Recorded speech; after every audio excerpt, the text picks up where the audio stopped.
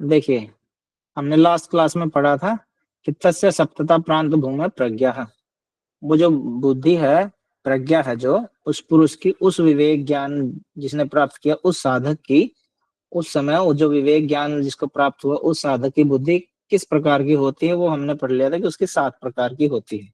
7 प्रकार हमने पढ़ लिए थे, ज्ञेय शून्य, हेय शून्य, प्राप्ति प्राप्त, चिकित्सा शून्य, ठीक है, चित्त की कर्तारता, गुण, लीनता और आत्म स्थिति। लास्ट वाली 3 जो है इनको चित्त विमुक्ति प्रज्ञा बोलते हैं, और जो पहले वाली 4 इनको काय विमुक्ति प्रज्ञा पढ़ते हैं।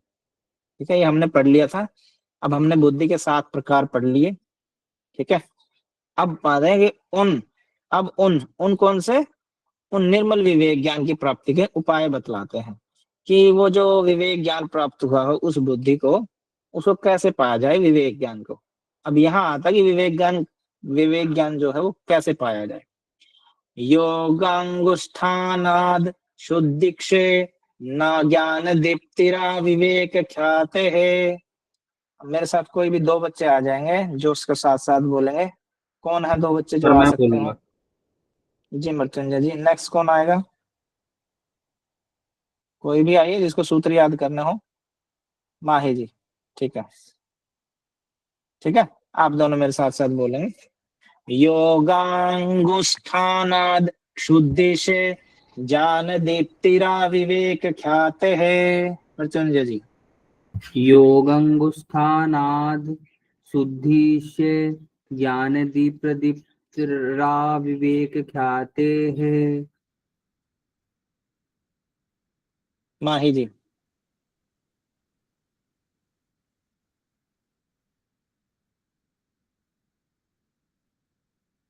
माही जी बोलिए।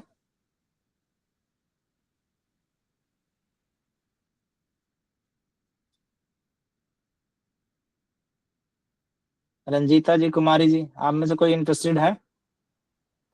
Yes sir. जी कुमारी जी, आप बोलिए। योगान योगांगानुष्ठान 10 शुद्धिक्षे योगांगुष्ठानाद शुद्धिक्षय ज्ञान दीप्ति राग ज्ञान दीप्तिरा ज्ञान विवेक दीप्ति ख्याते राग हैं। विवेक चाहते हैं।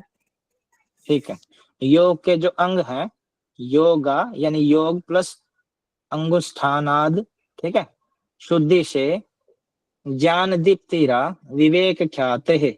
योग के जो अंग है उनका अनुष्ठान करने से, उनको जीवन में अप्लाई करने से, ठीक है, उन पर अमल करने से, उनको अपने जीवन में साधने से क्या होता है? ठीक है, वो आता है कि तो अशुद्धि का नाश हो जाता है। दूसरा क्या है? ज्ञान का प्रकाश होता है। अविवेक ख्याते है, और विवेक ख्याति प्रंत हो जाता है। ठीक है, वहां तक पहुंच जाते हैं हम। हमने ऊपर वाले में पढ़ा ना संबंध में। अब उस निर्मल विवेक ज्ञान की प्राप्ति का उपाय क्या है? तो उसका उपाय यह है कि योग के 8 अंग है, जो उनको योग के अंग है उनका पालन करना पड़ेगा। उस पालन करने से शुद्धि का तो नाश हो जाएगा, ज्ञान का प्रकाश हो जाएगा, जिससे हमें विवेक ख्याति प्राप्त हो जाएगी। ठीक है, अब वो जाहिर सी बात है, योग के अंगों का अनुष्ठान करना है, उससे ही हमें विवेक ज्ञान प्राप्त होता है। तो फिर हमारे क्यूरियोसिटी जगती है कि वो अंग कौन से हैं, फिर कितने अंग हैं। तो यहाँ पे बता दिया, उन अंगों के नाम और उनकी संख्या बतलाते हैं। यम नियम आसन प्राणायाम प्रत्याहार धारणा ध्यान समाधयो स्टावंगानि। यम नियम आसन प्राणायाम प्रत्याहार धारणा ध्यान समाधयो अष्टावंगानि हैं। यम नियम आसन प्राणायाम प्रत्याहार धारणा ध्यान समाधयो अष्टावंगानि। स्टावंगानि, ठीक है। इनको तोड़ेंगे तो आप सभी को याद होंगे। यम अलग निकल जाएगा, नियम अलग हो जाएगा, आसन अलग हो जाएगा, मिलाएंगे तो नए यम नियम आसन बन जाएगा। फिर आसन नहीं बोलेगा, मासन बोलेगा। ये यम नियम आसन प्राणायाम प्रत्याहार धारणा ध्यान समाधयो स्टावंगानि, ऐसे करके सूत्र बन जाएगा। ठीक है, यम नियम आसन प्राणायाम प्रत्याहार धारणा ध्यान समाधि, ये 8 अंग हैं, ये बता दिए। अब फिर पूछते हैं कि 8 अंग ये क्या होते हैं। चलो जी, ये भी बता दें। इन 8 के लक्षण और फलों का वर्णन अगले सूत्रों में समय सूत्रकार ने ही किया है, अतः यहाँ विस्तार की आवश्यकता नहीं है। मतलब यहाँ जरूरी नहीं उनको बताना, अब एक एक करके बताएंगे। पहले यमों का वर्णन करते हैं। अहिंसा सत्यास्ते ब्रह्मचर्या परिग्रह यमाह। अहिंसा सत्य स्तेय ब्रह्मचर्य परिग्रहा यमाः। अहिंसा सत्य स्तेय ब्रह्मचर्य परिग्रह यमः। हाँ, अलग अलग बोलेंगे तो अहिंसा, सत्य, अस्तेय, ब्रह्मचर्य और अपरिग्रह हो जाएगा। और जब मिला के बोलेंगे तो अहिंसा सत्य नहीं आएगा, फिर सत्य आएगा।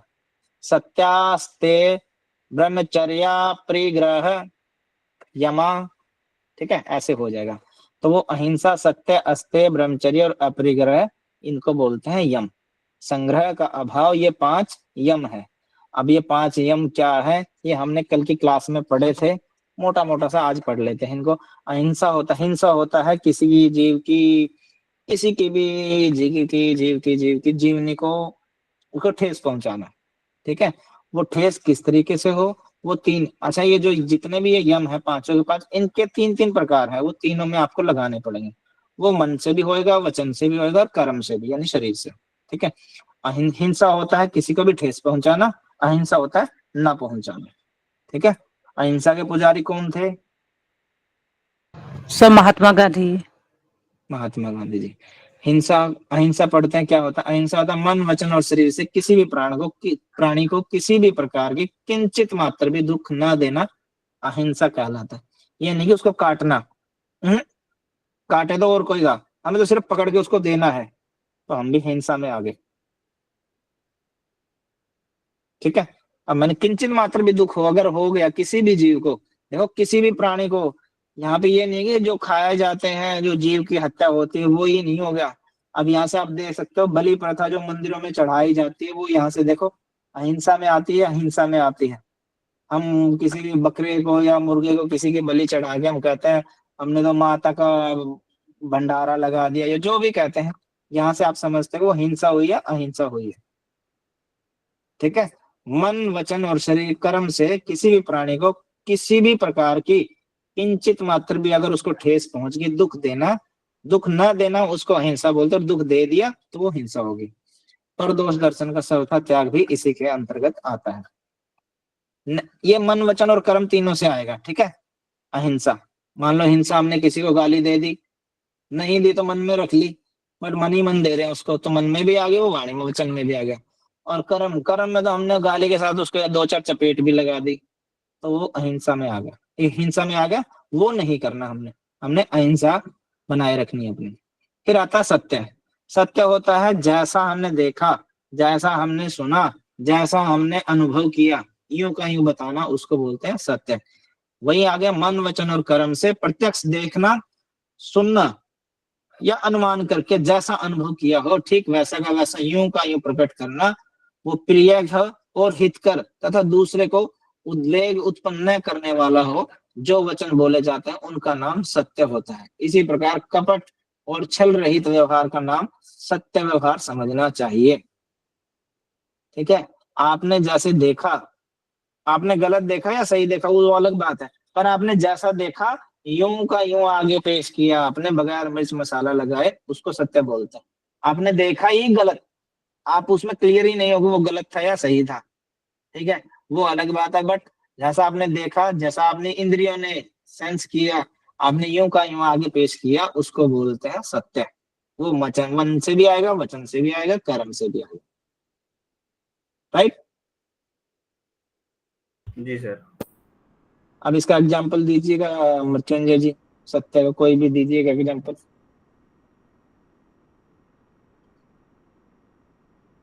सर जैसे सपोज आपने मुझे कोई बात कही कि ये मैसेज मृत्युंजय जी आप कन्वे कर दीजिएगा मेरे मतलब बिहाफ में, आप पूरे ग्रुप वालों को बता दीजिएगा।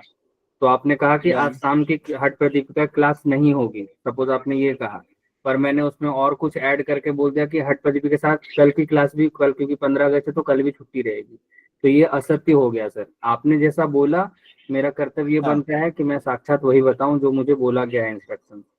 जी, अगर आपको सुना ही गलत है, मैंने बोला कि हट प्रदीपिका के साथ साथ दूसरी क्लासें भी नहीं है, और आपने खाली हट प्रदीपिका की इन्फॉर्मेशन डाली है, तो आपने गलत नहीं किया, क्योंकि आपके इंद्रियों ने सुना, जो देखा, जो अनुभव किया, वही आपने आगे पेश किया ना, तो वो गलत नहीं है। ठीक है, ऐसे बहुत सारे एग्जाम्पल हैं कि उसने सुना ही गलत, उसने देखा ही गलत, वो उसकी गलती रही। और बहुत सारे हैं जिसमें उन्होंने गलत, जानबूझ के जानते हुए भी उन्होंने गलत बताया। रामायण सभी ने देखी, रामायण में एक घटना घटती है, लक्ष्मण उसके ऊपर वार करते हैं शूर्पणखा के ऊपर, शूर्पणखा जाके कुछ कुछ बताती है फिर रावण को, और रावण बगैर सोचे समझे, बगैर तर्क वितर्क किए हुए सीधा उनको उन बदला लेने के लिए सीता को उठा लाते हैं। ठीक है, तो यहाँ आप बताइए शूर्पणखा ने सत्य बोला या असत्य बोला? सत्य बोला सर। असत्य बोला। जब कृष्ण जी का जन्म होता है, माया का जो जाल फिरता है, उनके पिताजी का क्या नाम था? कृष्ण जी के पिताजी का? सर नंद बाबा कृष्ण वाले नंद। जी जो के पिताजी का नाम? कृष्ण जी के रियल जो पिता थे ना, वो जो जेल में बंद थे, वो उनके बात पूछ रहे ना सर आप? हम्म। वासुदेव। वासुदेव जी। ठीक है, वासुदेव जी जब माया का जाल फिरा, कृष्ण जी को लेके गए, कहाँ गए?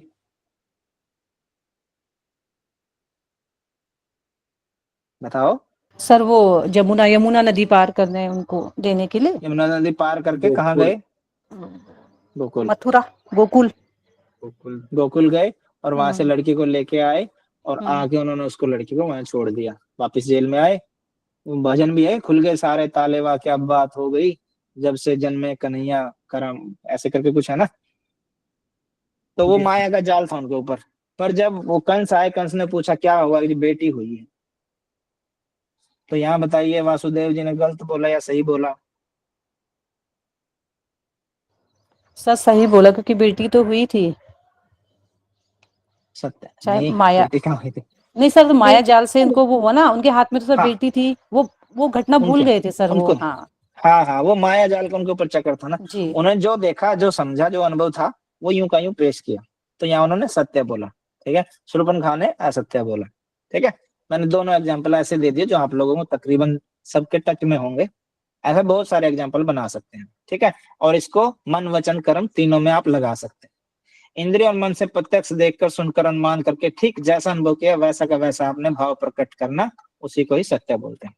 अब आते हैं अस्तेय पे। तो अस्तेय क्या होता है, कोई बताएगा? चोरी ना करना। चोरी, चोरी करना, चोरी ना करो, चोरी करना, चोरी ना सबका गलत, करना। सबका गलत। मैंने पूछा स्ते क्या होता है? स्ते चोरी होता है करना चोरी सर। करना। चोरी सर, चोरी। चोरी करना है सर। कुमारी कोमल को छोड़ के सबका गलत था। ठीक है, अस्तेय होता है चोरी ना करना, स्ते हो गया चोरी करना। जो दूसरे के स्वत्व का अपहरण करना, छल से करना, मन से, वचन से या कर्म से, किसी भी चीज को चाहे अपना बना लेना, चाहे उठा के डाल लेना, या जबरदस्ती छीन लेना, मन वचन कर्म, किसी भी तरीके से किसी भी चीज पर जिस पर आपका अधिकार नहीं है, उसको अपना बनाना, उसको बोलते हैं अस्तेय। ठीक है, इनमें सरकार की टैक्स की चोरी से लेके घूसखोरी सब कुछ सम्मिलित है। ठीक है, कल मैंने ये चीजें पढ़ाई थी, तो किसी ने कहा था मैंने एक बार ट्रेन की टिकट नहीं ली थी, किसी ने कहा हमने बस की टिकट नहीं दी, कोई एक ने बोला था, एग्जाम्पल दिया था, हमने किसी के पेपर में चीटिंग करी थी, जबकि हमारा हक नहीं है, तो वो हर चीज चोरी में आ जाएगी। ठीक है। उसके बाद आता है ब्रह्मचर्य। ब्रह्मचर्य होता है मन वचन और कर्म, वही ये सब में लगेगा। ठीक है, होने वाले सब प्रकार के मैथुनों का सब अवस्थाओं में सदा त्याग करके सब प्रकार से वीर्य की रक्षा करना ब्रह्मचर्य है। अतः साधक को चाहिए कि न तो काम दीपन करने वाले पदार्थों का सेवन करें, ठीक है, ना तो आपने ऐसे पदार्थों का सेवन करना जिससे कि आपके अंदर वासना उभरे, आपके अंदर गर्मी आए, आपके अंदर वो उत्तेजना आए। ठीक है, ना ऐसे दृश्यों को देखना। ठीक है, क्योंकि आप दृश्य देखेंगे तभी जाके वो, आपने, आपकी इंद्री ने सेवन किया किसी भी चीज का, तो फिर वो बुद्धि पे जाएगा, वो बुद्धि उसका रिएक्ट करेगी, वो कहेगी अब मेरे को यही चीजें और चाहिए और चाहिए और चाहिए। ना ऐसी बातों को सुनना, ना ऐसे साहित्य को पढ़ना, और ना ऐसे विचारों को मन में लाना। मन वचन कर्म तीनों आगे इसमें। ठीक है, तथा स्त्रियों का और स्त्री आसक्त पुरुषों का संग भी ब्रह्मचर्य में बाधक है। अतः ऐसे संग से सर्वदा सावधानी से अलग रहें। ब्रह्मचर्य के दो अर्थ होते हैं, एक तो ब्रह्मा की तरह आचरण करना। ठीक है, उसमें कोई ये लड़का है ये लड़की वो भेद नहीं होना चाहिए, या ये डेली क्लास में आता है, ये कभी कभार आता है, इसको तो ऐसे छोड़ो, इसका क्या नाम अनाउंस करना, सिर्फ इसी से मंत्र चैंट करवाते हैं, ऐसा कोई भेदभाव नहीं होना चाहिए, सबको एक समान दृष्टि से देखना, वो ब्रह्मचर्य ब्रह्मा की तरह आचरण करना। एक तो ये हो गया, और दूसरा होता है ब्रह्मचर्य का कि वीर्य की रक्षा करना। वो ये बता दिए इसमें किन किन तरीके है, और मन वचन कर्म तीनों तरीके से अपने आप को बचा कर। परिग्रह क्या होता है? किसी भी चीज की अधिकता, मतलब इकट्ठा करते जाना। उसको परिग्रह बोलते हैं। अपरिग्रह हो गया जितनी जरूरत है बस उतनी इकट्ठा करना, उससे आगे नहीं चाहिए तो नहीं चाहिए। साईं इतना दीजिए जामे कुटुंब समाए, मैं भी भूखा ना रहूं, मेरा साधु ना भूखा जाए। राइट, अपरिग्रह की अच्छी परिभाषा ये श्लोक। अपने स्वार्थ के लिए ममता पूर्वक धन, संपत्ति और भोग सामग्री का संचय करना ही परिग्रह है, और इसके अभाव का नाम ही अपरिग्रह है। ठीक है, ना तो उसमें अपनी ममता के बस आपने धन इकट्ठा करना, ना कोई संपत्ति, ना कोई भोग सामग्री ऐसी जिसका आप इकट्ठा कर रहे हो वो नहीं करनी, उसी का अभाव करना ही अपना अपरिग्रह कहलाता है। ये सभी के सभी यम आपको क्लियर हुए? जी सर। किसी बच्चे का कोई डाउट तो नहीं है? इसमें भी मन वचन कर्म लग जाएगा, अपरिग्रह में भी। ठीक है, जैसे कि आप लोग हैं, सर वो नोट्स दे दीजिए, वो नोट्स दे दीजिए, पढ़ना कौन सा ही नहीं। ठीक है, या इसी एकेडमी से भी ले लें, इस एकेडमी से भी ले लें। आपके पास वो पड़े हैं क्या? हाँ, उसकी पीडीएफ भेज देना, भेज दीजिए। वो ओपन ही नहीं करके देखी, इकट्ठा बहुत सारा कुछ कर लिया, ना अपने बनाए ना किसी और के देखे ना पढ़े। ठीक है, तो वो अपरिग्रह में आ जाएगा। मन में भी ऐसा आना चाहिए, वचन में भी, कर्म में भी, आप इसको अपने लगा सकते हैं। ठीक है, आपने किसी से मांगे, ठीक है, या आपने कहीं से किसी के फोन से वापसी आप बगैर उससे बताए ले लिए, तो ये तरह तरह के तरीके हैं। मन वचन कर्म इस सब के सब अपरिग्रह में आते हैं। ठीक है, जितना अपने आप को खाली रखेंगे, स्पेस कम रखेंगे अपने अंदर, स्पेस ज्यादा रखेंगे, उतना आपके लिए अच्छा रहेगा। चाहे वो घर हो, चाहे वो आपका मन, बुद्धि, दिमाग, ठीक है, उन सब के अंदर। अब जो ये यम दिए गए हैं, उन यमों की सबसे ऊंची अवस्था बतलाते हैं। ठीक है, तो कल मैंने बोला था आप लोगों को कि यमों को महाव्रत बोलते हैं। सॉरी, मैंने बोला था आगे हम नियम पढ़े और नियम को महाव्रत कहा गया।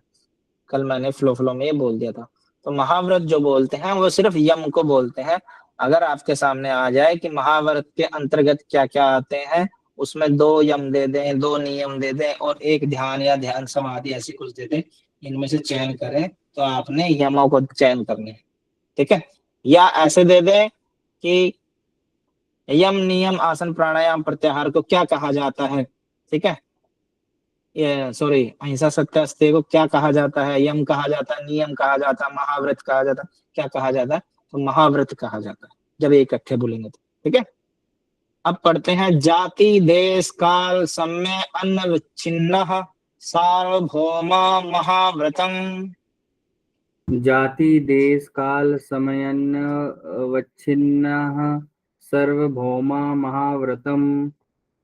जाति देश का समयानवच्छिन्न सार्वभौम महाव्रतम। जाति अलग वर्ड हो जाएगा, देश अलग हो जाएगा, काल अलग हो जाएगा, समय अलग हो जाएगा, अनवच्छिन्न अलग हो जाएगा, सार्वभौमा अलग हो जाएगा, महाव्रतम अलग हो जाएगा। इकट्ठा बोलेंगे तो जाति देश काल समय। ठीक है, यहाँ तक तो सब सही है। अब समय के बाद अनवच्छिन्न है तो अ नहीं बोलेगा, फिर समया बोलेगा, समयानवच्छिन्न। जाति देश काल समयानवच्छिन्न सार्वभौम महाव्रतम।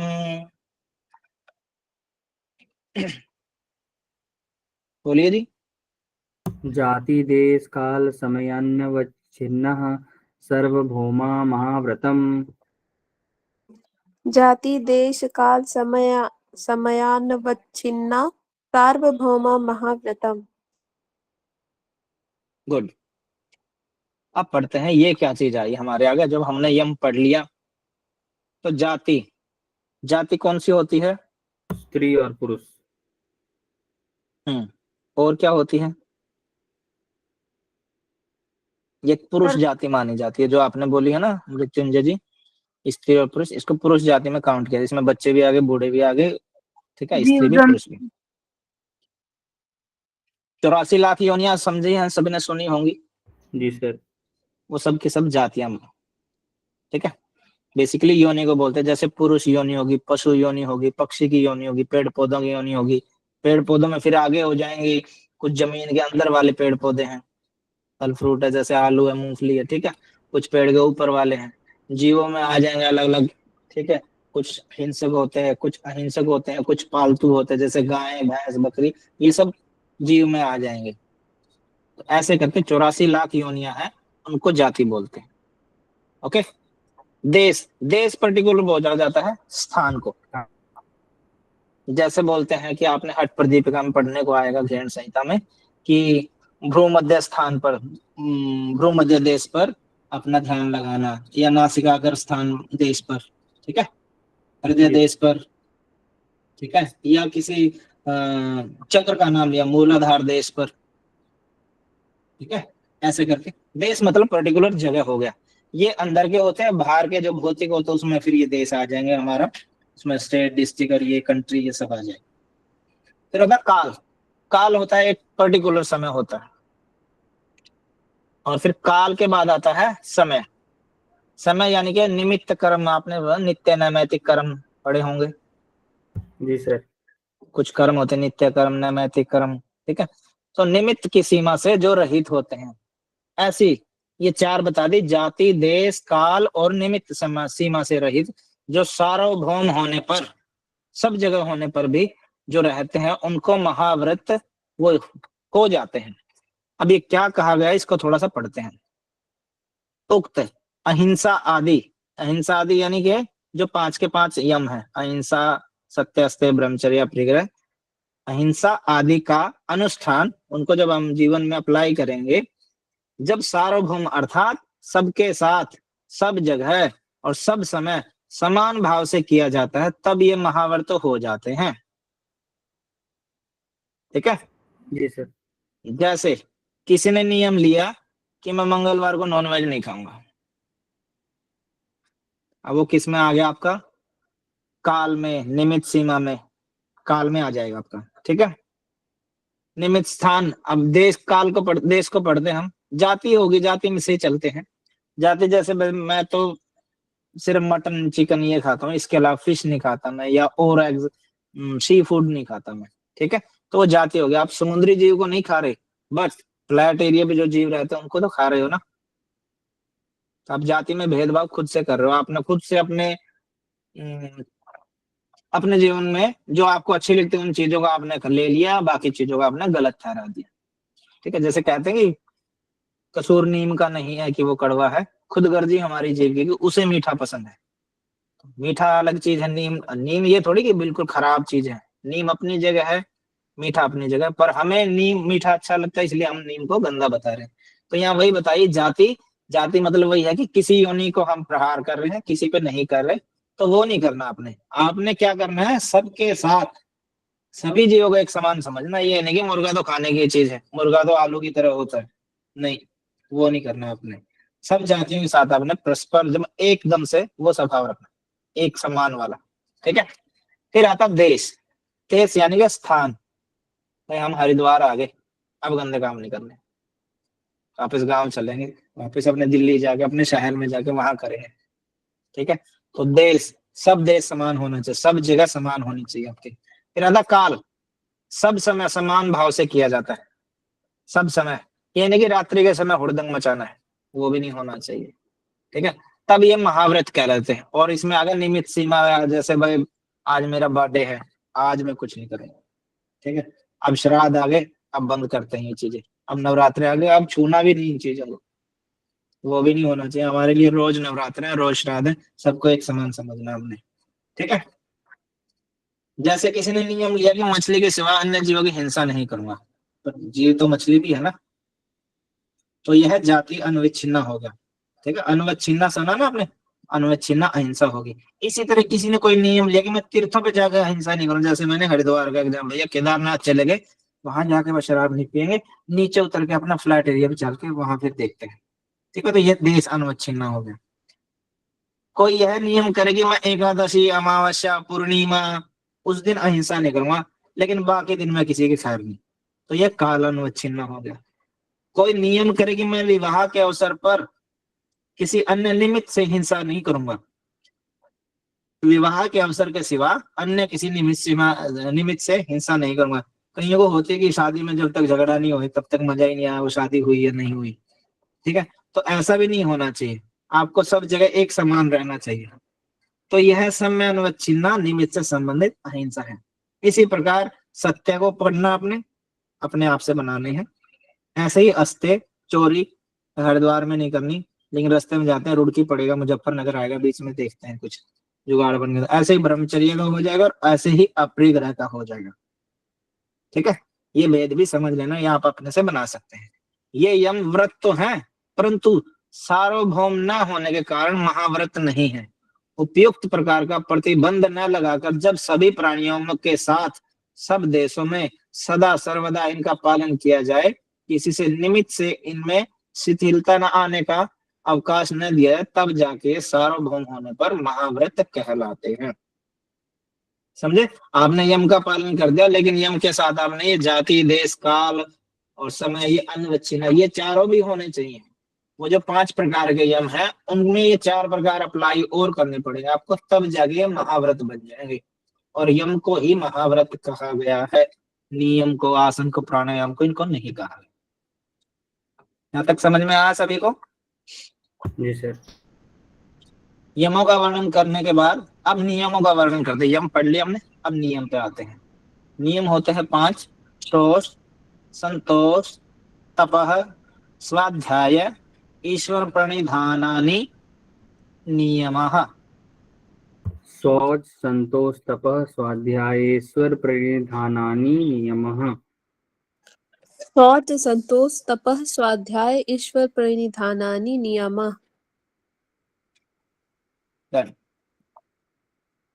5 फिर आ गया हमारे सामने नियम। सोच यानी कि शुद्धि, शुद्धि आंतरिक भी, बाह्य भी, और मन वचन कर्म वाली भी, और फिर इसमें वो आ जाएगी, ठीक है। इसमें ये नहीं आएंगे जाति देश काल और समय, क्योंकि महाव्रत तो ऊपर वालों को बोला गया ना, यम को, नियम में नहीं आएगी।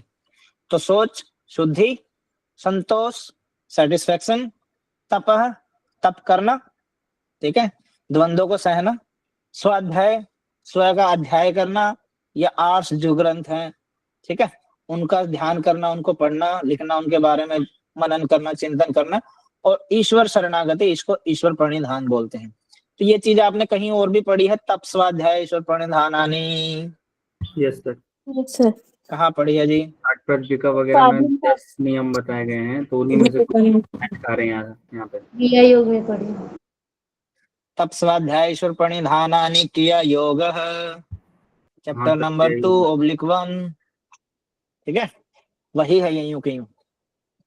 तो सोच हो गया शुद्धि, वो आंतरिक भी होनी चाहिए, बाह्य भी, ठीक है। ऐसा नहीं है कि आप किसी की बॉडी से स्मेल आ रही है तो आप परफ्यूम लगा के उस स्मेल को दबा रहे हो, ये थोड़ी कि स्मेल नहीं आ रही, स्मेल तो फिर भी आ रही है, बट ये कि उस स्मेल से ज्यादा हैवी वाली स्मेल आपने अपने ऊपर लगा ली, एक लेयर होगी।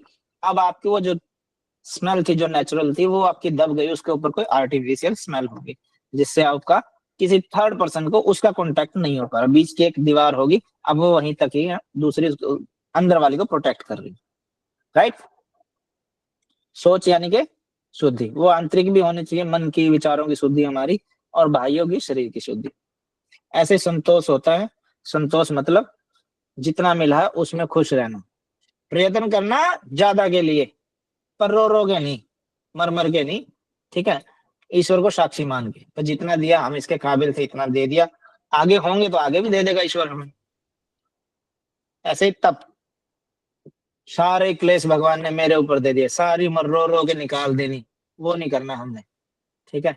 ये जो जीवन है हमारा, इसका हिस्सा है सुख और दुख, दोनों को एक समान सहना, उसी को योग बोला गया ना, समता का भाव रखना।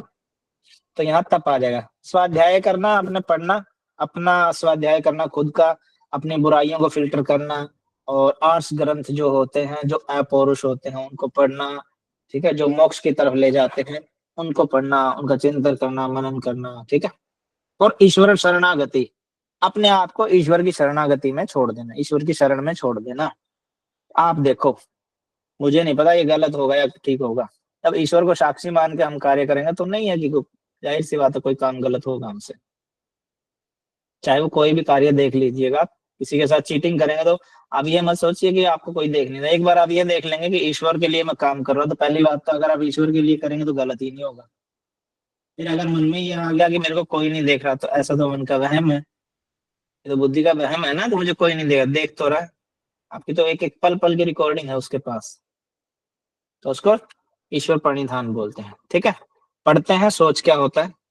सोच होता है जल मृतिका आदि के द्वारा शरीर वस्त्र मकान आदि के मलों को दूर करना बाह्य शुद्धि होगी। इसके सिवा अपने वर्ण आश्रम और योग्यता के अनुसार न्याय पूर्वक धन को शरीर निर्वाह के लिए आवश्यक अन्न आदि पवित्र वस्तु को प्राप्त करके उनके द्वारा शास्त्र अनुकूल शुद्ध भोजन आदि करना और सबके साथ यथा योग्य पवित्र बर्ताव करना, यह भी बाहरी शुद्धि के अंतर्गत आता है।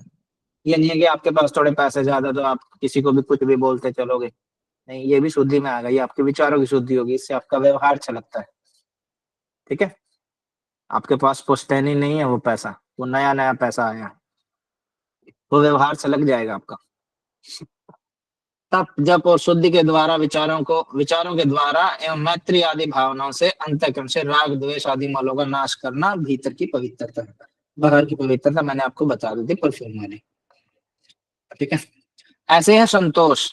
संतोष होता है कर्तव्य कर्म का पालन करते हुए, कर्तव्य जो आपका फर्ज है वो आपको करना पड़ेगा, उस कर्म का पालन करते हुए उसका जो कुछ परिणाम है तथा प्रारब्ध के अनुसार अपने आप जो कुछ भी आपको मिला है, तो आपके कर्म संस्कार थे उनके अनुसार आपको जो भी मिला है एवं जिस अवस्था परिस्थिति में रहकर रहने का संयोग प्राप्त हो जाए उसी में संतुष्ट रहना और किसी भी प्रकार की कामना या तृष्णा ना करना संतोष है।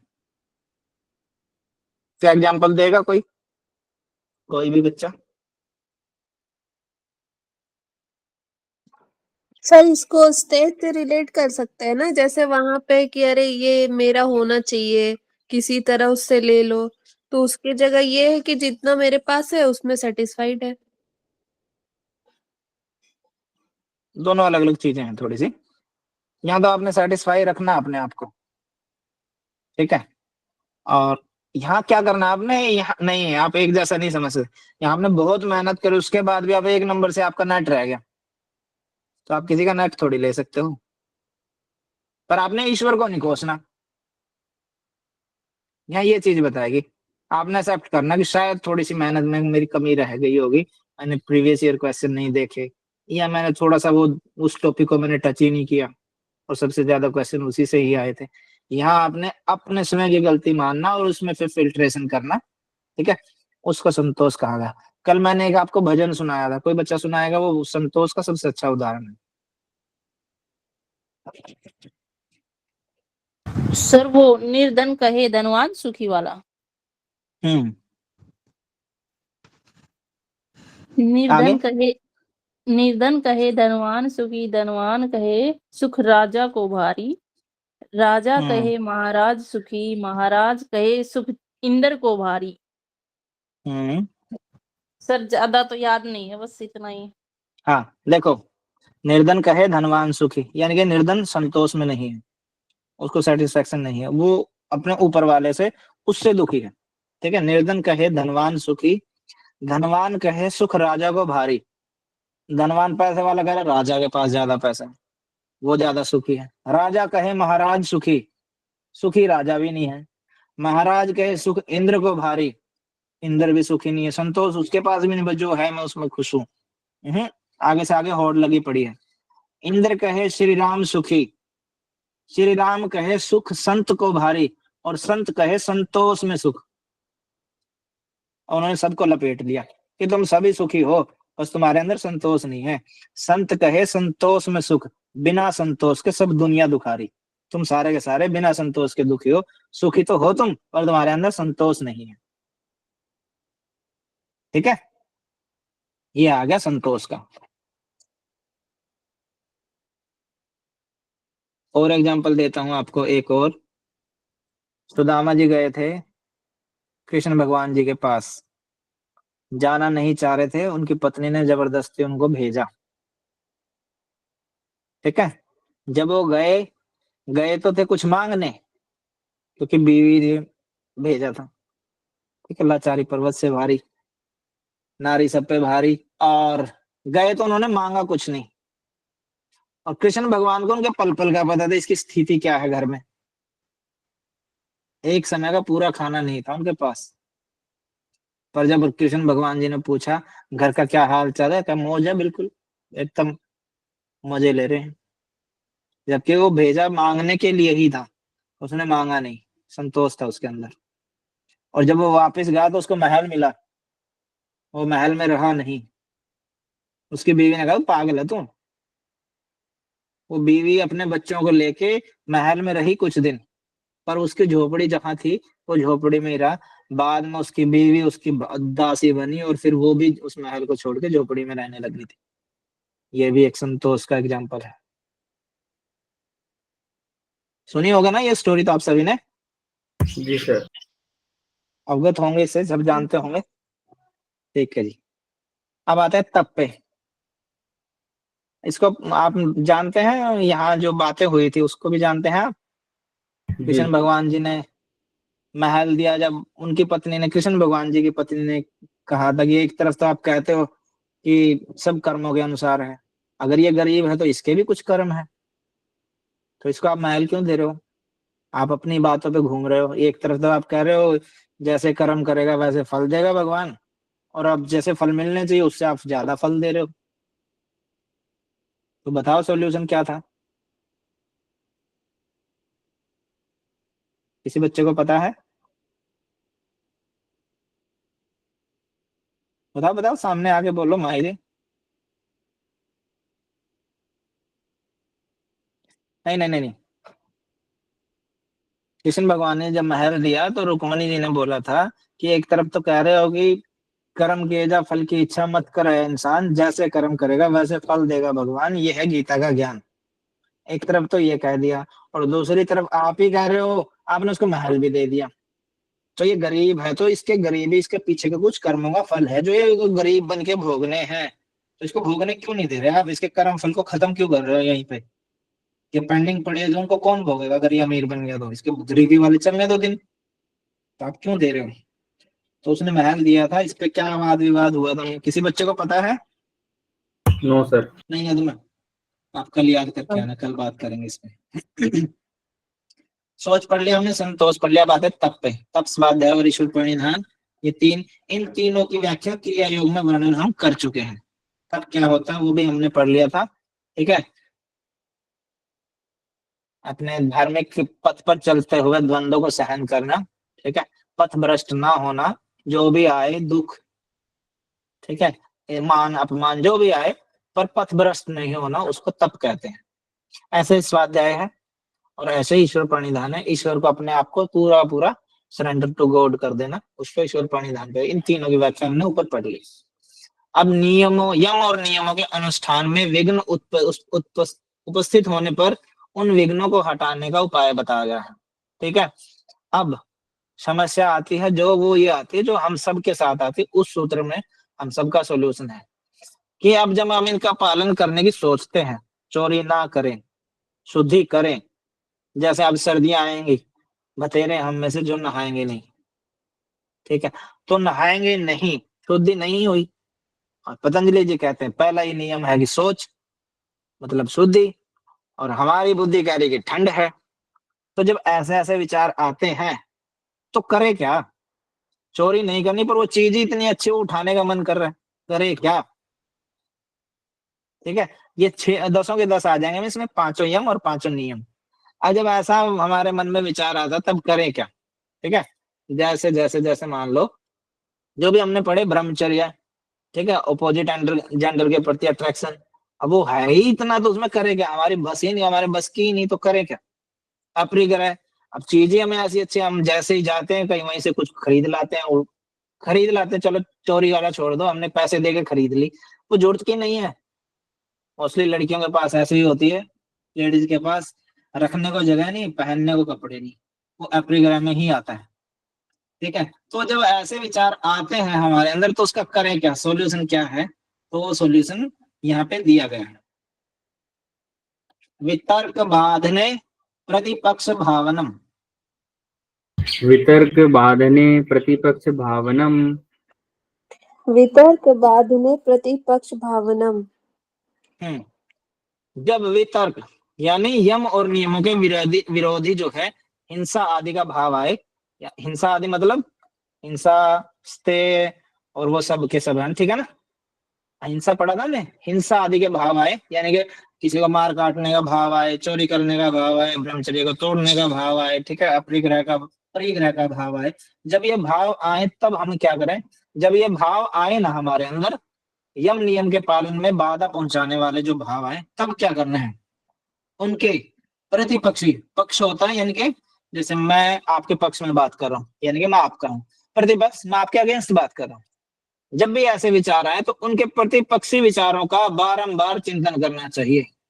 जब ऐसा है कि ठंड आ गई, अब नहाना, तो बस बाल्टी को देखो और एक मंत्र बोलो, ओम स्वाहा स्वाहा, नहाए गई। नहीं, वो नहीं करना, आपने तुरंत उसका रिकॉल करके उसके ओपोजिट आपने थॉट क्रिएट करना है।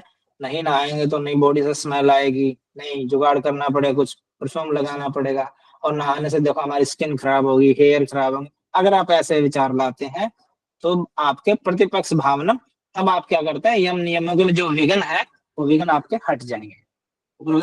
उन विघ्नों को हटाने का उपाय बताते हैं। जब भी चोरी का भाव आए तुरंत याद करो, अगर चोरी करी तो कल को हमारी भी हो सकता है, हमसे भी कुछ ना कुछ गायब हो सकता है, और हो सकता है हमने चोरी 10 रुपए की और हमारा 1000 रुपए का नुकसान हो जाए।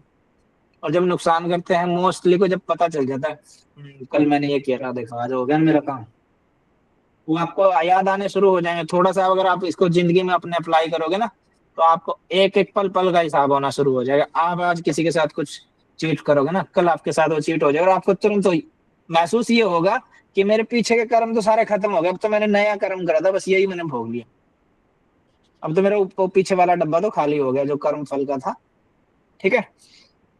तो जब भी ऐसे विचार आते हैं यम और नियम वाले, जो आपको बाधा डालने वाले आते हैं, तो उनके प्रतिपक्ष विचारों का बारंबार चिंतन करना चाहिए। जब कभी संग दोष से या अन्याय पूर्वक किसी के द्वारा सताए जाने पर बदला लेने के लिए, देखो ये आ गया, किसी ने आपको सताया, अब उसने एक गाली दी थी, जब तक 5 साल नहीं दूंगा तो मेरे मन को क्या शांति मिलेगी, नहीं।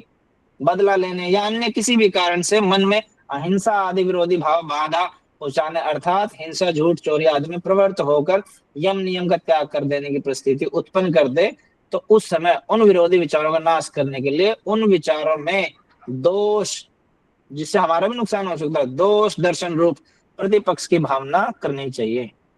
बस उसको राम नमस्ते करके छोड़ दो, उसको अपने आप रियलाइज हो जाएगा। क्लियर है सभी का? सर इसमें सोच का क्या है सर? मतलब सोच जैसे ये तो है ना कि ये जो सूत्र है इससे पहले का, उसमें बताया गया है कि ये माइंड में रखो तो पिछला जो भी है आपका वो कर्म होंगे ही नहीं आपसे फिर, मतलब कहाँ गलत कर्म पहुंच गए नहीं आप? होंगे। ये वितर्क बाद नहीं नहीं नहीं, वितर्क बांधने प्रतिपक्ष भावना का मतलब ये है कि हमने ऊपर जो यम पढ़े हैं और नियम हाँ पढ़े हैं, ठीक है, यम नियम हमने पढ़ा ना, अहिंसा, सत्यास्तेय, ब्रह्मचर्य, अपरिग्रह, सोच, संतोष, तप, स्वाध्याय, ईश्वर। मान लो आपका, अब मान लो आपने अभी से दे दो ये एग्जांपल देते, आपने योग दर्शन पढ़ना है और आप कह रहे नींद आ रही है, नहीं पढ़ना। जब ऐसा विचार आ जाए, यानी कि ये गलत हो गया ना, बाधा उत्पन्न कर रहा है आपकी पढ़ाई में, तो हाँ आपने तुरंत देखा नहीं नहीं, अगर ये नहीं आज नहीं पढ़ा तो सुबह तो क्लास है, और सुबह सर क्या पता मेरा ही नाम अनाउंस कर दे, आओ जी बताओ आप कल क्लास में क्या पढ़ाया था, मुझे अच्छा नहीं लगा, और ऊपर से रिकॉर्डिंग होगी, उसको देश सुनेगा। अगर ये विचार लोगे तो तुरंत आप उठ के उसको पढ़ोगे, भले आप उसके 2-3 सूत्र पढ़ो, तो पढ़ोगे ना। इसको सोच सोच से कैसे रिलेट कर सकते हैं सर? राइट, सोच मतलब शुद्धि विचारों की। अब ये बताया, ये वही तो बताया, जब किसी संग दोष से, मान लो आपका ग्रुप था, कोई आया आपके ग्रुप में से, किसी एक मेंबर ने किसी को चोट पहुंचा दी, किसी बात पे झगड़ा हो गया, ठीक है, वो आया, वो आके आपके पूरे ग्रुप को पीट गया, मतलब उसके स्ट्रेंथ ज्यादा होगी, उसके मेंबर ज्यादा थे, आप 5 लोग थे, उधर से 10-15 लोग आए और आपको सबको पीट के चले गए। अब अगर आप हो उसमें तो आपके मन में विचार आया ना हिंसा का, ठीक है। ऐसे ही सोच का आया ना, सोच मतलब विचारों की शुद्धि, तो आपके अंदर वो विचार नहीं आना चाहिए। देखो इसमें ये तो लिखा ना संग दोष से अन्याय पूर्वक, अन्याय हुआ ना आपके साथ, आपने तो कुछ किया नहीं, वो खाली आप उसके दोस्त थे इसलिए आपको चोट पहुंच गई, ठीक है। संग दोष, ग्रुप के कारण आपके ऊपर अन्याय हुआ। तो किसी प्रकार से सताए जाने पर बदला लेने के लिए अब आपके मन में बदले की भावना आई, तो ये आपके मन में दोष पैदा हो गया, सोच की जगह अशुद्धि होगी, वहां पे विचारों की अशुद्धि। किसी भी कारण से मन में अहिंसा आदि विरोधी भाव बाधा पहुंचावे, अर्थात हिंसा करनी पड़ी आपने, तो यम नियम आदि का त्याग कर देने की इस परिस्थिति को उत्पन्न कर दे। उस समय विरोधी विचारों का नाश करने के लिए अब वो जो बदला लेने की भावना है, आपने कहा कोई बात नहीं, वो गलती होगी, बस छोड़ दो उस बात को वहीं पे। हाँ भाई हमने दोस्त के लिए पिट गए, बस इतना छोड़ के छोड़ दो उस बात को, सोच के नाश करने उन विचारों का दोष दर्शन रूप प्रतिपक्ष की भावना करनी चाहिए। अब आया कुछ समझ में? जी सर। अरे और सोच से लगा लो, और मैंने शुरू में ही दिया था, सोच मतलब शुद्धि, शुद्धि से आप नहाना अपने से लगा लो, भाई नहाना है, सर्दियों में नहीं नहा रहे, ये विचार आया हमारे मन में, अब नहीं नहाए 3 दिन तो हो गया, अब चौथा दिन आज हो गया, आज भी यही विचार आ गया। अब इसके प्रतिपक्ष कर लो कि भाई 4 दिन हो गए और कितने दिन चलेगा, सर्दी तो बतेरी लंबी है, अगर ये विचार आएगा तो उसी दिन आप उठाओगे डब्बा बाल्टी सोच अपना। सोच मतलब सभी प्रकार से शुद्धि करना। हाँ हाँ, पर सोचिए यही लिखा है मेरा क्वेश्चन यही था, नहाने को लेके ही था सर। क्योंकि मैंने आप इससे ही का पहले एग्जाम्पल आपने दिया है, 3 दिन तो हो गया, आज चौथा दिन हो गया, ये देखो पूरा हाँ लिख रखा है इसमें, यही जल क्वेश्चन था मृतिका ना, आदि क्योंकि के द्वारा विचारों की शुद्धि शरीर समझ से, में आ गया था, विचारों की शरीर के शुद्धि। द्वारा, देखो देखो इसमें लिखा है शरीर की शुद्धि, वस्त्रों की शुद्धि और मकान की। कहीं होते मोस्टली लड़के ऐसे होते हैं बेड पे बेडशीट का नाम ही नहीं होता उनके, जबकि लड़कियां सफाई के मामले में अच्छी होती हैं, ठीक है। तो यहाँ शरीर की भी है, वस्त्र की भी है, मकान की भी है, बाह्य शुद्धि होगी, आदि के द्वारा मलों को दूर करना बाह्य शुद्धि होगी। इसके अलावा अपने वर्ण आश्रम, वर्ण यानी कि आपका जैसे आश्रम 4 होते हैं हमारे, ब्रह्मचर्य, गृहस्थ और वानप्रस्थ और संन्यास, वर्ण आश्रम और योग्यता के अनुसार न्याय पूर्वक धन को शरीर निर्वाह के लिए, ठीक है, आवश्यक अन्न आदि के लिए, पवित्र वस्तुओं को प्राप्त करने के लिए उनके द्वारा शास्त्र अनुकूल भोजन आदि करना, ये भी भोजन भी शुद्धि की आ गया ना। अब जैसे देखा होगा आपने ढाबे वगैरह होते उसमें वो टमाटर खराब है या जैसे, उनको कोई मतलब नहीं है, बस ग्रेवी बनाई, मसाला डाला और शाही पनीर रेडी, ठीक है। तो ऐसे सोच वो हर चीज में आएगा, वस्तुओं के द्वारा शास्त्र अनुकूल भोजन आदि करना, सबके साथ, ये सारी चीजें आ गई, देखो सबके साथ यथा योग्य पवित्र बर्ताव करना, तब जाके बाह्य शुद्धि के अंतर्गत आ गया। और जब ये आ गया ना, जब ये अपना आंतरिक शुद्धि आ गई तब, और शुद्ध विचारों के द्वारा एवं मैत्री आदि भावना से अंतःकरण राग द्वेष आदि मलों का करना ही भीतर की पवित्रता है। जैसे मंदिर में जाके हम अपने आप को बहुत ओजस्वी तेजस्वी सन्यासी वाला व्यवहार जीवन जीना शुरू करते जब तक मंदिर के अंदर है, ठीक है। तो कुछ ना कुछ तो विचारों को हमारे चेंज हुए ना, विचारों की शुद्धि हुई, जैसे उस जोन से बाहर आए वैसे के वैसे गाड़ी में बैठते वही फिर, ओके। ये सोच हो गया, संतोष पढ़ लिया हमने। हम वितर्क बांधने, प्रतिपक्ष भावना, अगर वैसे विचार आते हैं यम और नियम के जो अगेंस्ट जाने वाले हैं तो उनके अगेंस्ट आना है वापस, हमने ये इसमें बताया गया। इस दोष दर्शन रूप प्रतिपक्ष भावना का ही अगले सूत्रों में वर्णन किया गया है, यानी कि जो दोष दर्शन रूप प्रतिपक्ष भावना का ही अगले, अब जो विचार आते हैं कि नहीं नहाना, चोरी तो करनी पड़ेगी, ये तो है ही चीज यूनिक, ये मिलने नहीं कहीं, इसको तो उठाना बनता है, ठीक, कुछ भी कह लीजिए आप, तो वो आते क्यों हैं उनका वर्णन इस सूत्र में किया गया है, और ये योग दर्शन का सबसे बड़ा सूत्र है। वितर्का हिंसा दया है, करत कारिता अनुमोदिता, लोभ क्रोध मोह पूर्वका, मृदु मध्य अधिमात्रा, दुख ज्ञान अनंत फला इति प्रतिपक्ष भावनम। वितर्का, हिंसादया, कृत कृतकारिता, कारिता कारिता, अनुमोदिता, अनुमोदिता, लोभ क्रोध मोह पूर्वका मृदु मृदु मध्याधि मध्य अधिमात्रा दुख अधिमात्रा ज्ञान अनंत फला इति प्रतिपक्ष भावनम। दुख ज्ञान अंत फला इति प्रतिपक्ष भावनम। जी वितर्का नेक्स्ट आइए। हिंसादया कृतकारितानुमोदिता लोभ क्रोध मोह पूर्वका मृदु मध्यधिमित्रा दुःखा जानन्त फला इति प्रतिपक्ष भावनम। एक एक बार फिर से बोलेंगे इसको, बाकी सभी म्यूट रह के बोलेंगे। वितर्का हिंसा दया है, कृतकारितानुमोदिता लोभ क्रोध मोह पूर्वका मृदु मध्याधिमात्रा दुःखा ज्ञानानंत फला इति प्रतिपक्ष भावनम। वितर्का हिंसादया कारितानुमोदिता कारितानुमोदिता लोभ क्रोध मोह पूर्वका मृदु मध्याधिमात्रा दुखा ज्ञानांत फला इति प्रतिपक्ष भावनम। डन। वितर्का हिंसा दया कृतकारितानुमोदिता लोभ क्रोध मोह पूर्वका मृदु मध्याधिमात्रा दुःखा ज्ञानांत फला इति प्रतिपक्ष भावनम। ठीक है जी। अब ये है क्या चीज? ये चीज इस सूत्र में कहा क्या गया है कि जो भाव आते हैं ना अपोजिट वाले, जो बाधना डालते हैं, जो बाधक बनते हैं, ठीक है, वो क्यों आते हैं, कैसे आते हैं, वो बताया गया इसमें। ठीक है, और ये आप जब इसको पढ़ेंगे तो आप सब समझ जाएंगे बड़ी आसानी से, क्योंकि हम सब इसी जीवन में रहते हैं, सबसे छोटी मोटी गलतियां सबसे होती हैं, ये भावनाएं हमारी रोज आती हैं।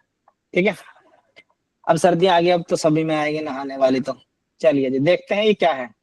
हिंसा दया यम और नियमों के विरोधी। हिंसा दया का मतलब है हिंसा आदि। ओके, अहिंसा सत्य अस्तेय ब्रह्मचर्य परिग्रह शोच संतोष तप स्वाध्याय उन 10 का नाम है यहाँ पे। यम और नियमों के विरोधी हिंसा आदि भाव, यानी कि अहिंसा आनी चाहिए बट आ गया हिंसा का भाव, तो वो सारे के सारे वितर्क कहलाते हैं। अब वितर्क के अंदर क्या आता है ये आप सभी ने ध्यान रखना। वितर्क के अंदर अहिंसा नहीं आएगा, हिंसा आएगा। वितर्क के अंदर अस्तेय नहीं आएगा, तेय आएगा। यहाँ आप लोग कंफ्यूज होंगे क्योंकि इसमें पूछा गया ना हिंसा आदि भाव वितर्क कहलाते हैं। जो हमने यम और नियम पढ़े उनके ऑपोजिट जो चीज है उसको वितर्क कहा गया है। क्लियर है? जी सर।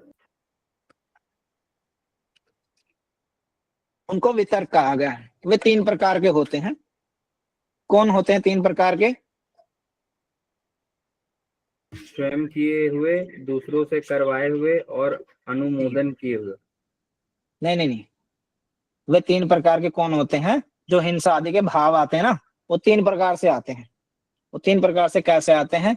वो होते हैं कृतकारितानुमोदिता। देखो वितर्का यानी कि वितर्क होते हैं, हिंसा दया यानी हिंसा वाले जो भाव आते हैं 10 के 10, वो सारे के सारे जो गलत वाले भाव आते हैं वो सारे के सारे वितर्क कहलाते हैं। ये 2 शब्द का क्लियर हो गया। अब आते हैं वो क्यों आते हैं।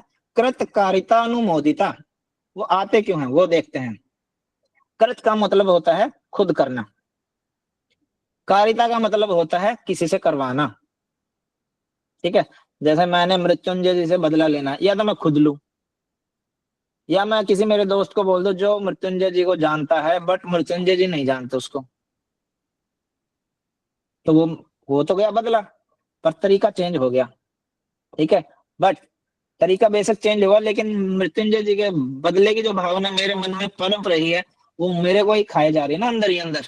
तो कृत हो गया खुद करना, कारिता हो गया किसी से करवाना, और अनुमोदिता जिसको मैं जानता ही नहीं उसकी लड़ाई हो रही है मृत्युंजय जी के साथ, और मैं कहता पेल दे और 2-4 मेरे नाम का भी कर दे काम, तो उसको बोलते हैं किसी को प्रेरणा देना, गलत के लिए प्रेरित करना। हाँ चल कोई नहीं, या किसी को ऐसे बोलता है चढ़ा देना, देख ले कोई बात नहीं पीछे, अरे मैं हूं ना, तू देख ले, मेरी जान पहचान के प्रोफेसर, तू काम तो कर, आगे का तो मैं देख लूंगा।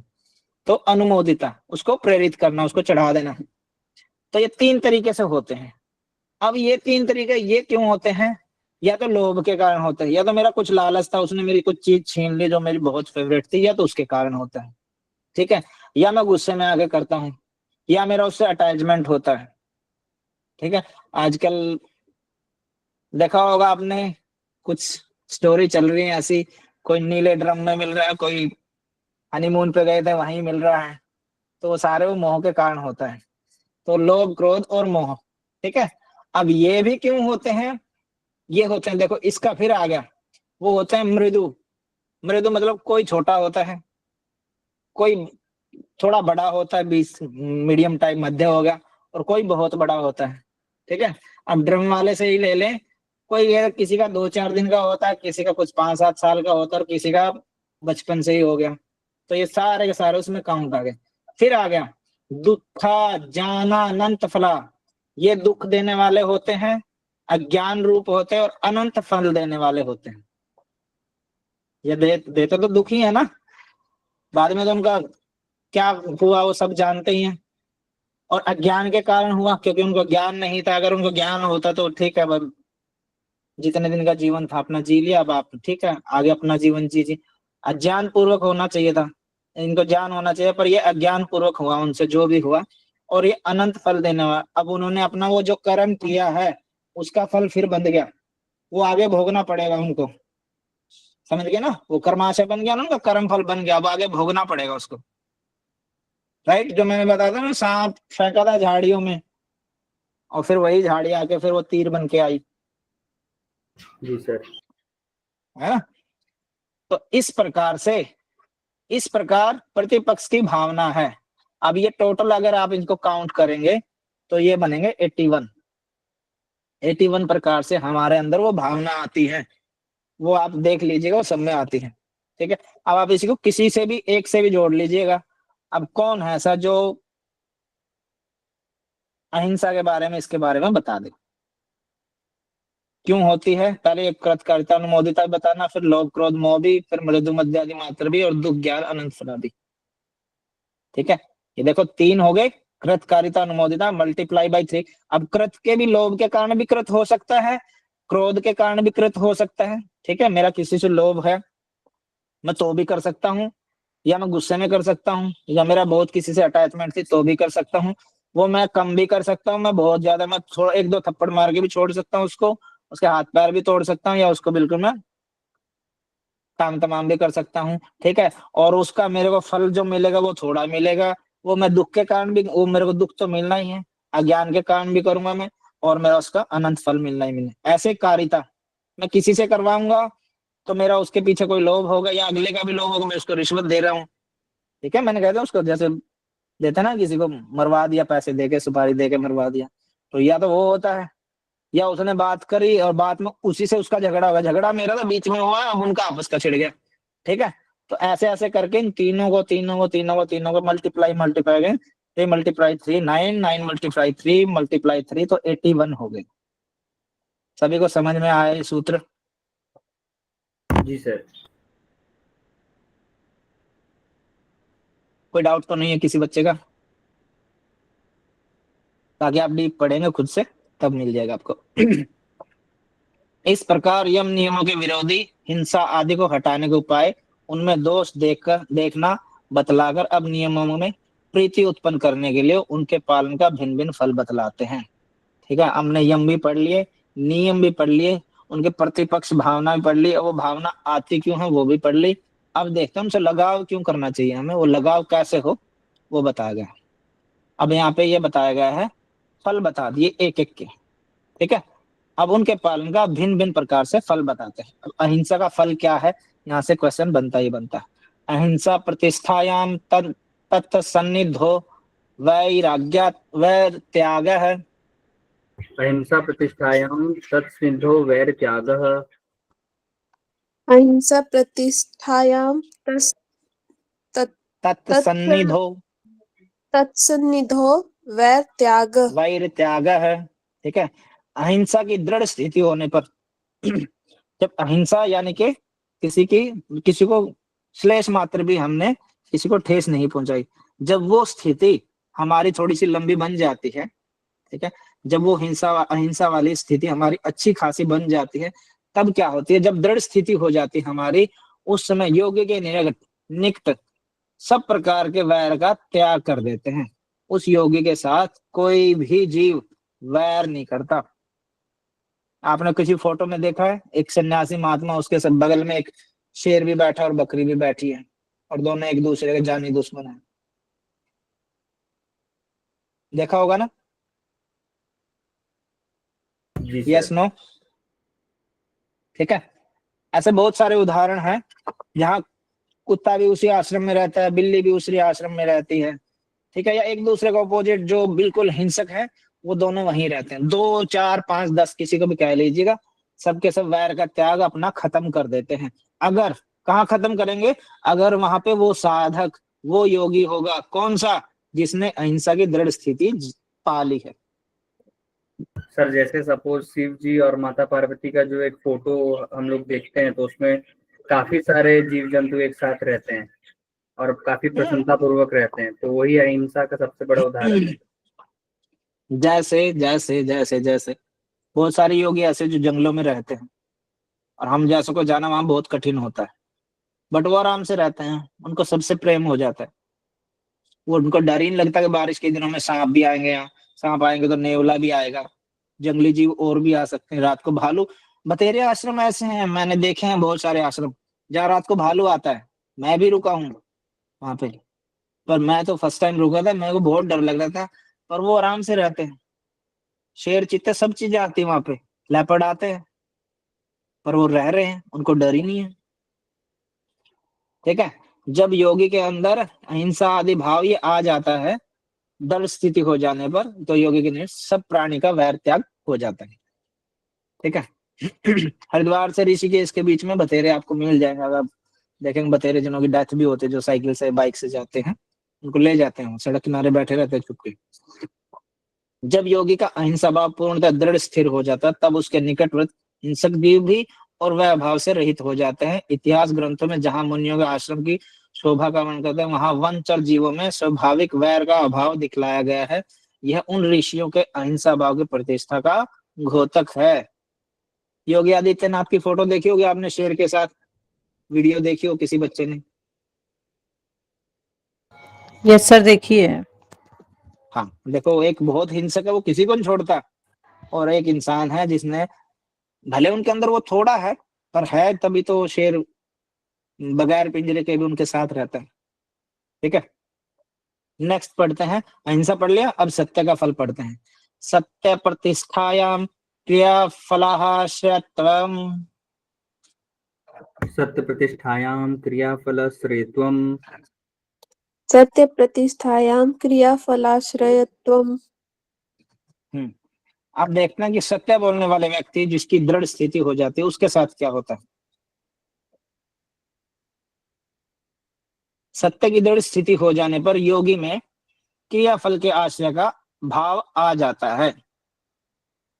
क्रियाफल का अभाव से मतलब है, जैसे मान लो उन्होंने कह दिया, वो जो कहते हैं ना श्राप देना और आशीर्वाद देना, बस उसने ये वचन निकाले थे, और जब से लेकर आज तक मेरी तो उस दिन से ही जिंदगी पलट गई।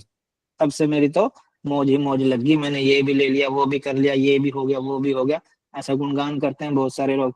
मैं तो वहां उस मंदिर में गया था, और वहां से जब से मैं वहां गया हूँ, तब से मेरी तो जिंदगी ही बदल गई। मेरे अच्छे दिन वहीं से शुरू हो गए। नहीं, मैं तो गलत में पड़ा था। ऐसे बहुत सारे लोग सुने होंगे आपने। ठीक है। जब सत्य की स्थिति दृढ़ हो जाती है, तब आप जो भी आपके मुंह से वचन निकलेगा, वो उसका आश्रय का भाव हो जाता है, उसके अंदर वो भाव आ जाता है। ठीक है। एग्जाम्पल बताता हूं आपको। आप बताओ, कुछ आप भी बताओ सर जैसे ऐसा कोई कि एग्जाम्पल पर। पहले के समय में या अभी भी कभी होते होंगे, तो कुछ सिद्ध योगी ऐसे होते हैं जो अपने कमंडल में जल लेकर के घूमते रहते हैं। ऐसे कई किस्से कहानियां होती हैं, उसमें हमने देखा भी है या फिर सुना भी है किसी मतलब अपने घर के पुराने लोगों से। तो वो लोग उस पे जल लेकर के हाथ में श्राप दे देते हैं, तो वो चीज फलीभूत हो जाता है। और वो ऐसा इसीलिए होता है क्योंकि उनका सत्य जो है वो प्रतिष्ठित हो चुका होता है, इसीलिए मतलब उन्होंने साध रखा होता है खुद को, इसीलिए वो जो बोलते हैं वो होता है। तो ये तो मैंने एक बोला ठीक है। नेगेटिव पॉइंट ऑफ व्यू से। अब एक पॉजिटिव पॉइंट ऑफ व्यू से कि जैसे अगर कोई देवी है जो तप कर रही है या किसी ऋषि की सेवा कर रही है, तो वो ऋषि प्रसन्न होकर के भी उन्हें बहुत सारे ऐसे वरदान देते हैं तो वो भी चीज फलीभूत हो जाता है। तो वो जो बोलेंगे वो चीज हो जाता है। गुड। और कोई?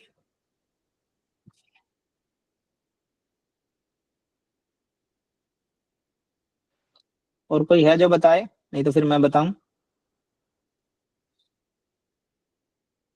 देखिए आप कोशिश करिए खुद से बताने की, आप अगर बताएंगे तो आपको सूत्र तुरंत याद हो जाएगा और मरण तक रहेगा वो। और एग्जाम्पल के साथ समझेंगे ना, आपको बहुत जल्दी आसानी से समझ में भी आ जाएगा, और वो एकदम से पूरा, कितनी कोशिश करो डिलीट करने की, वो कभी डिलीट नहीं होगा, तुरंत आपको यूं कहीं फर्स्ट वर्ड से लेकर आखिरी वर्ड तक याद रहेगा। मैं यहाँ पे दो एग्जाम्पल दूंगा आपको।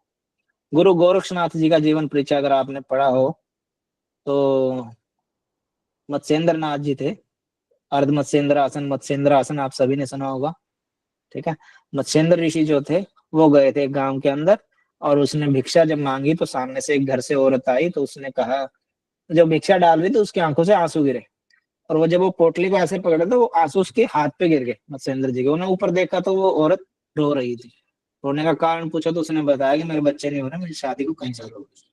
तब उन्होंने कमंडल में से वो थोड़ी सी वो भभूत जो होती है राख सी वो दी, और कहा कि आप इसको ले लेना, आपको बच्चे हो जाएंगे। राख में ऐसा क्या था, कुछ भी नहीं था ना, और उसने वो राख फेंक दी थी कूड़े के ढेर में, और वहां बच्चा हुआ था जिसका नाम गोरक्षनाथ रखा गया। पढ़ी है ये स्टोरी आप सभी ने? जी सर, मैंने पढ़ी है सर। और गुरु किसी ने पढ़ी गोरखनाथ है? की जीवनी पर पढ़ी है सर। हाँ हाँ, वही तो बताया मैंने भी। हाँ, गोरखनाथ का जो चलिए परिचय है उस पर मैंने ये पढ़ा था, ये वाला स्टोरी। ठीक है जी। अब दूसरे पे आता हूँ, जो मेरा ही सवाल वो कल के लिए था, तो वो कल के लिए रखते हैं उसको, तो ठीक है, मैंने एक दे दिया एग्जाम्पल। पर मैंने जो पूछा था वो कृष्ण भगवान सुदामा वाला, वो आप याद करके आना कहीं से। ऐसे बहुत सारे एग्जाम्पल आप खुद से बना सकते हो, ढूंढो, स्टोरी पढ़ो, पढ़ोगे कहीं ना कुछ घटना याद आएंगी, या किसी को श्राप देना या किसी को वरदान देना, दोनों फलीभूत होना, दोनों चीजें सर आ जाएंगी। जैसे वो दुष्यंत और शकुंतला वाली स्टोरी कि हम्म शकुंतला की अंगूठी पानी में गिर जाती है और जो हम्म भरत से उनकी शादी हो जाती है, तो जो शकुंतला पानी में हाथ डालती है तो मछली जो है उस अंगूठी को निगल लेती हम्म है ना। तो सर उसको भी श्राप मिला था कि तुझे मतलब बाद में आने वाले टाइम में वो बात तू भूल जाए, भरत जो है ये बात भूल जाएगा। तो जो शादी का प्रस्ताव लेके जाती है तो भरत जो है उनको जानने से मना कर देता है कि मैं आपको नहीं जानता। हम्म। ठीक है जी। सर इसका ऐसा ही। एक और सर्वोत्तम एग्जाम्पल ये भी हो सकता है सर कि हनुमान जी के चरित्र पे जो हम लोग पढ़ते हैं या सुनते हैं कि वो बचपन में बहुत शैतानियां किया करते थे, तो ऋषि मुनि उनको बोल दिए थे कि आप भूल जाओगे सब कुछ, और जरूरत आने पे ही आपको जब कोई याद दिलाएगा तभी याद आएगा।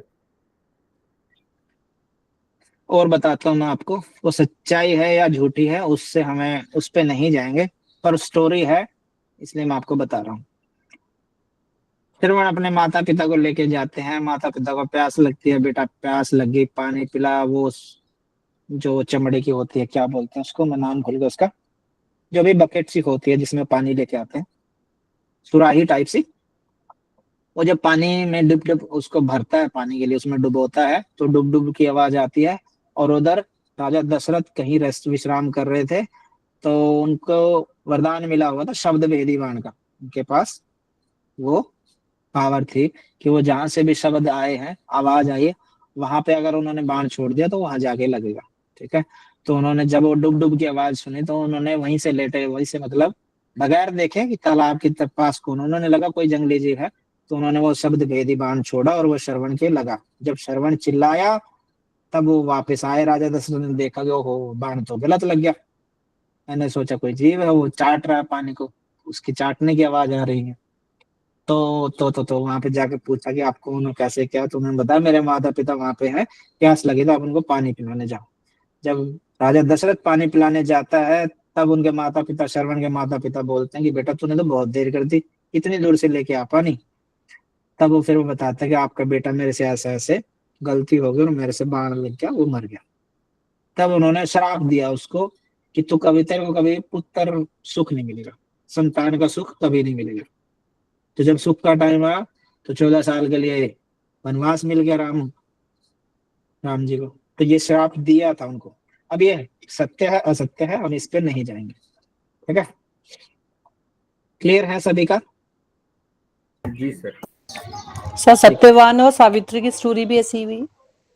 ऐसे बहुत सारी स्टोरी हैं, आप किसी को भी अपने, ठीक है, याद करके, हाँ मोस्टली स्टोरियां हैं ये इसीलिए हैं ताकि आपसे मन से वचन से कर्म से कुछ गलत ना हो, अच्छे पे रहे आप।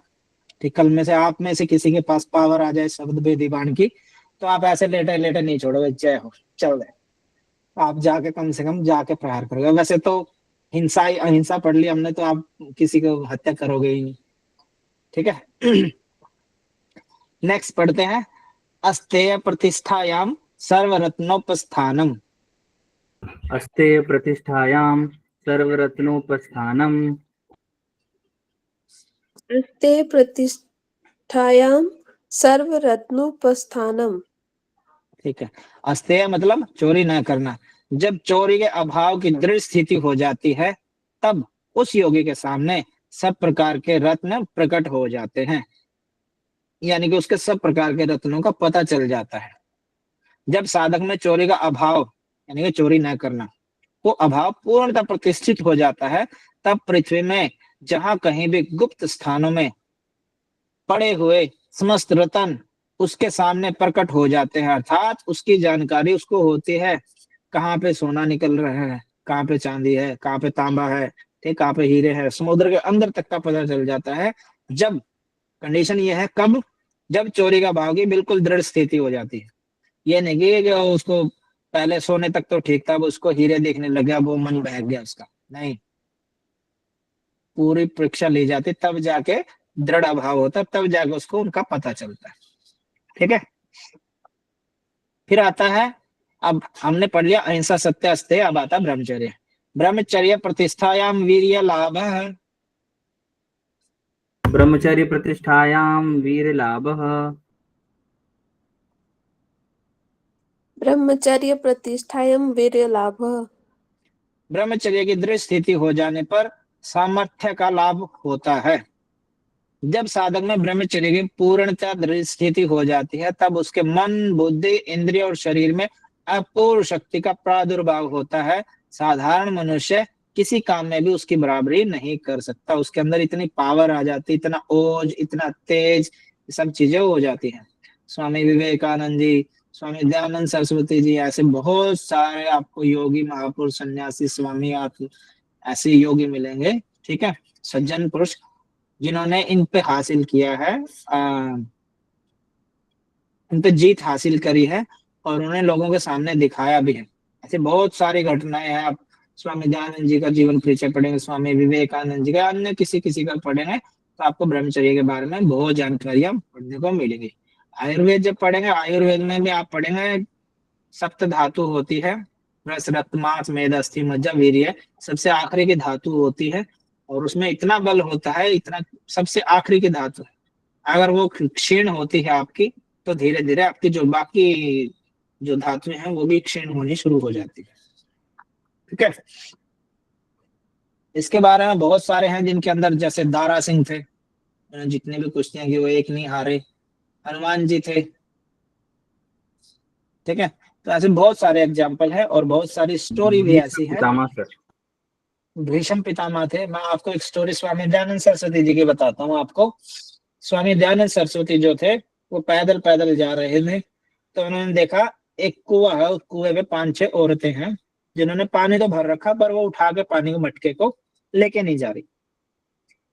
नहीं, पानी नहीं भरा हुआ था, मटके थे, पर वो लेडीज खड़ी थी वहां पे, 5-6 औरतें थी, बट ना तो वो पानी भर रही, ना वो लेके जा रही, खाली को लेके जा रही, ना वो भर रही।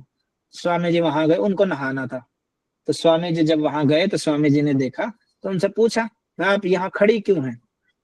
बोले जी असल में क्या बात है, ये कुआं बहुत गहरा है और यहाँ से पानी निकालना हर किसी के बस की बात नहीं। हमारे गांव में एक पहलवान है, वो आएगा, वही पानी निकालेगा, वो हमारे मटके भरेगा और हम फिर जाएंगे। स्वामी जी ने कहा ये काम तो मैं भी कर सकता हूँ। तो उन्होंने कहा ठीक है, आप करके देख लीजिए, वैसे गांव में से और तो किसी के बस की बात नहीं है। तो स्वामी जी ने उसको खींचा और उनके मटके भर दिया। मटके भर के जब वो जा रही थी रास्ते से, वो पहलवान आ रहा था, उन दोनों के आपस में भिड़ंत हुए, इन चारों पांचों लेडीज की और उसकी। उन्होंने पूछा, उसके मन में यह भाव आ गया कि मेरे से, अहंकार पैदा हो गया उसके अंदर कि मेरे से बड़ा पहलवान कौन होगा, ऐसी किसकी हिम्मत होगी, क्योंकि उसकी इतनी पूछ थी, तो लोग पूछे जा रहे थे। अब उसको लगा कि भाई अगर मेरे पैरेलल में कोई आ गया तो मेरी फिर इमेज डाउन हो जाएगी। तो उन्होंने उनसे पूछा, तो उन औरतों ने बताया कोई स्वामी जी थे, हमें नहीं पता कौन है, चलते राहगीर थे। चलो, वो औरतें चली गई, वो पहलवान दौड़ता दौड़ता गया वहां पे, कुएं के पास आ गया।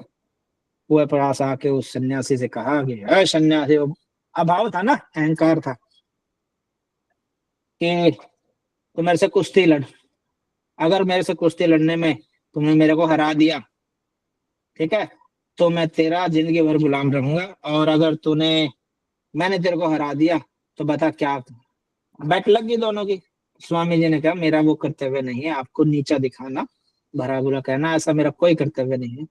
तो वो नहीं नहीं नहीं, या तो मेरे को जीत के दिखा या मेरे को हरा के दिखा, कुछ भी एक काम तो करके जाना पड़ेगा, नहीं तो तेरी हिम्मत कैसे हो दोनों औरतों का पानी भरने की, मेरे सिवा किसी में हिम्मत नहीं है। तो स्वामी जी उस टाइम पे नहा रहे थे, तो स्वामी जी ने उनको अपना लंगोट दिया कि ले ये लंगोट ले, इसमें से 2 बूंद पानी की निकाल दे, अगर तूने निकाल दी तो मैं हार मानूंगा।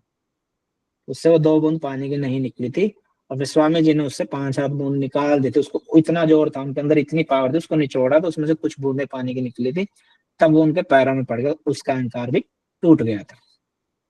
ऐसे बहुत सारे एग्जाम्पल है, ठीक है। कभी रथ का पहिया निकाला उन्होंने, कभी तलवार से प्रहार किया तो उन्होंने तलवार को मोड़ के उसके हाथ में थमा दिया कि मेरा काम मनुष्यों को बांटना नहीं है, जोड़ने का है, चाहता तो मैं इसको छीन के वापस आपसे मार सकता था, इससे भड़केगी पब्लिक, तो मेरा वो काम नहीं है।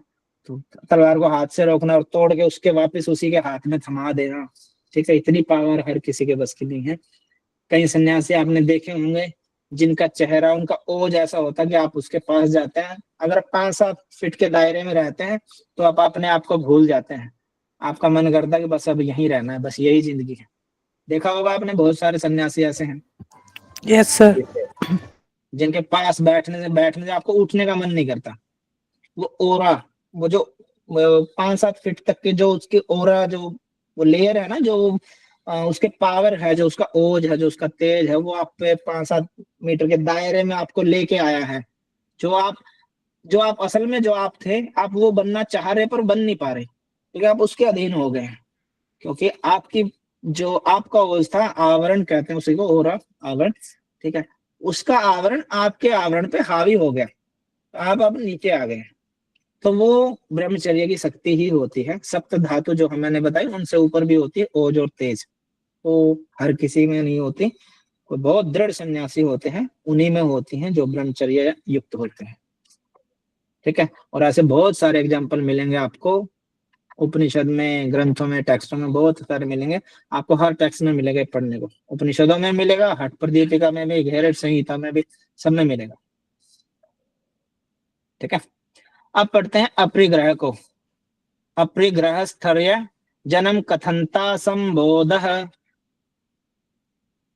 अपरिग्रह स्थैर्य जन्म कथनता संबोधः। अपरिग्रह स्थैर्य जन्म कथनता संबोधः। अपरिग्रह की स्थिति जब आ जाती है, अपरिग्रह यानी कि जुट की चीजों का इकट्ठा करना, उससे फालतू चीजों का नहीं करना, ठीक है। जब ये स्थिति आपके अंदर आ जाती है तो इस बात का भली भांति ज्ञान हो जाता है, किसका, जन्म कथनता संबोध है, पूर्व जन्म कैसे हुए थे, पूर्व जन्मों का ज्ञान हो जाता है। अगर आपका अपरिग्रह जो है उस पर आपकी दृढ़ स्थिति बन जाती है, तब जब योगी में अपरिग्रह का भाव पूर्णतः स्थिर हो जाए, तब उसे अपने पूर्व जन्मों का, वर्तमान जन्म का और सब बातों मालूम हो जाती है। अर्थात मैं पहले किस योनि में हुआ था, वहां मैंने क्या क्या कर्म किए थे, कौन से मेरे कर्म फल बने हैं, वो इसमें भोगने हैं या अगले जन्म में भोगूंगा, मैंने उस समय क्या क्या काम किए थे, किस प्रकार रहा, ये सब स्मरण हो जाता है। और इस जन्म की भी बीती हुई बातें स्मरण हो जाते हैं। यह ज्ञान भी संसार में वैराग्य उत्पन्न करने वाले और जन्म मरण से छुटकारा पाने के लिए योग साधन में प्रवृत्त करने वाला है। यहाँ तक यमों की सिद्धि का जो फल बतलाया गया है, उसके सिवा निष्काम भाव से यमों का सेवन करने से कैवल्य की प्राप्ति में भी सहायता मिलती है। निष्काम मतलब जो भी काम करो उसमें अपना फायदा नहीं देखना, ईश्वर को छोड़ देना, ठीक है। आपने किसी गौशाला में दान दिया, आपको अब आपके मन में ये विचार नहीं आना चाहिए मेरे पैसे को यूटिलाइज गौशाला के लिए करेंगे या पर्सनल करेंगे। आपने बस दान करना था गौशाला में, वो कर दिया। अगर ये भाव, इस निष्काम भाव से करेंगे ना, और ना आपके अंदर ये होना चाहिए कि जैसे कई लोग पेपर, जैसे जैसे JRF आता है तो नेट JRF के पेपर जब आता है तब जाते हैं ना कहीं कहीं मन्नत मांगने के लिए, मेरा पेपर पूरा हो जाए, भगवान से सौदागर करते हैं, अब की बार पेपर पूरा होगा तो 501 का प्रसाद है पक्का। ठीक है, वो सौदाबाजी नहीं करनी, यहाँ पे आपका खुद का निष्काम भाव से करना हो, आपका उसमें कोई रोल नहीं होना चाहिए, आपने तो बस कार्य करना, अपना कर्म करना है, जो भगवत गीता सिखाती है हमें, कर्म किया जाए फल की इच्छा मत कर, वो ना आपके हाथ में है ना होगा, आपने तो कर्म करना, पीछे हट जाना बस। जैसे कर्म करोगे वैसा फल अपने आप मिलेगा, वो इस जन्म में मिले, अगले में मिले, उससे अगले में मिले, मिलेगा। अब संबंध पढ़ते हैं, अब नियमों का पालन का फल बतलाते हैं। हमने यमों का पढ़ लिया, अब नियमों का पढ़ाते हैं। ये 40वां नंबर सूत्र है।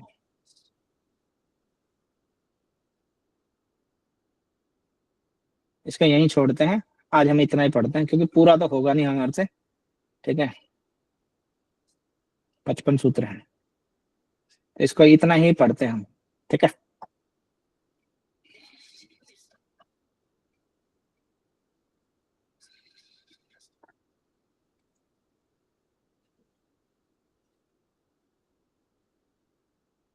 कुछ कुछ समझ में आया?